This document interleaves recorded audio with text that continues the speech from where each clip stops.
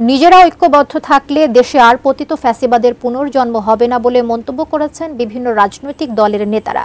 শিক্ষায় মূল্যবোধ নিয়ে জাতীয় সেমিনারে এক মঞ্চে ওঠে বিএনপি, জামায়াত ও এনসিপি সহ বিভিন্ন দলের নেতারা অভিযোগ করেন, পশ্চিমা ষড়যন্ত্রের অংশ হিসেবে প্রাথমিক শিক্ষা ব্যবস্থাকে ধ্বংসের দিকে ঠেলে দেওয়া হচ্ছে। বিস্তারিত মোহাম্মদ সোহাগ বিশ্বাসের রিপোর্টে। আজকে কেন প্রশ্ন আসলো যে মূল্যবোধ পরিপন্থী? আগামী নির্বাচন সংস্কার নিয়ে বিভেদ থাকলেও বিএনপি, জামায়াত ইসলাম, এনসিপি ও ইসলামী আন্দোলন সহ বেশ কয়েকটি দল একই মঞ্চে, একই সাথে খোশ গল্প করতেও দেখা গেছে তাদের। দেশের সকল প্রাথমিক বিদ্যালয়ে ধর্মীয় শিক্ষক নিয়োগ ও ধর্মীয় মূল্যবোধ পরিপন্থী সকল সিদ্ধান্ত বাতিলের দাবিতে জাতীয় সেমিনারে এই চিত্র দেখা যায়। আমাদের টাকায়, আমাদের এক্সের পয়সায় বেতন দেওয়া হবে, অথচ আমরা যে চাই, যা চিন্তা করি, যে ভাবি, যা আকাঙ্ক্ষা করি, এটা করতে দেওয়া হবে না। জাতীয় মূল্যবোধ সংরক্ষণ পরিষদ আয়োজিত সেমিনারে প্রাথমিক বিদ্যালয়ের ধর্মীয় শিক্ষকদের গুরুত্ব তুলে ধরেন দলগুলোর নেতারা। আমরা যদি বাধ্য হই তাহলে আমাদের প্রাথমিক শিক্ষায় ইসলাম এবং মূল্যবোধ রক্ষা করার জন্য যা করতে হয় আমরা সেটাই করব।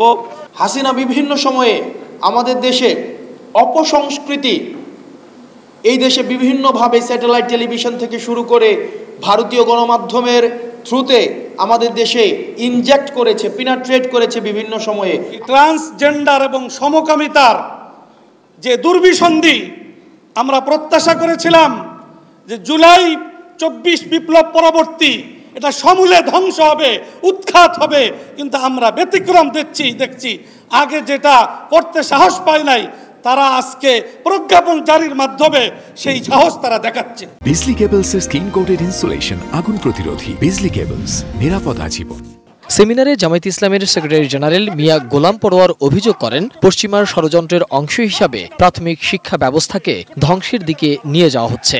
আজকের শিশুদের এই শিক্ষার সময় যদি এই ফাউন্ডেশন নির্মাণে এই বাংলাদেশ আমার সামনে বসা আছে, আমরা যদি আপসহীন, অকুতভয় রাজনীতি দলীয় স্বার্থের ঊর্ধ্বে একটা সিরিয়াস পদক্ষেপ না নিতে পারি, আমরা জাতির কাছে, আমার সন্তানের কাছে, প্রজন্মের কাছে আমরা দায়ী থেকে যাব।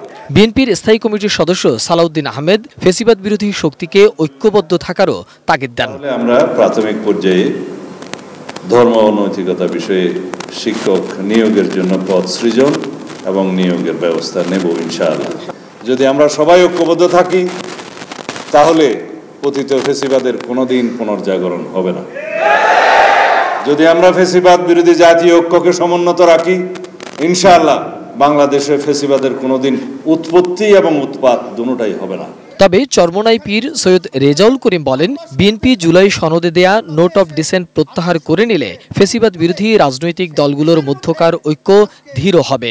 নাচ গানের শিক্ষক শিক্ষাকে নিয়োগ দেবে, এই স্পর্ধা কেন বাংলাদেশের ভিতরে হলো, এটা আন্তর্জাতিক সম্মেলনে আমরা জানতে চাই। নোট অফ ডিসেন্ট অনেক জায়গায় রয়েছে, তবে সেটা পরে না, এখনই বাস্তবায়নের প্রক্রিয়া যদি করতে পারেন, ঐক্যের একটা মানচিত্র তৈরি হবে, বক্তব্যের সাথে কাজও মিল হবে ইনশাআল্লাহ। এ সময় রাজনৈতিক দলের নেতারা আশ্বাস দেন, আগামীতে যারাই ক্ষমতায় আসুক না কেন, প্রাথমিক বিদ্যালয়ে ধর্মীয় শিক্ষার জন্য পদ সৃজন করে নিয়োগের ব্যবস্থা করবেন তারা। গান বাজনার শিক্ষা দিলে অপরাধ সমাজে বাড়তে থাকবে। মোহাম্মদ সোহাগ বিশ্বাস, এটিএন নিউজ, ঢাকা।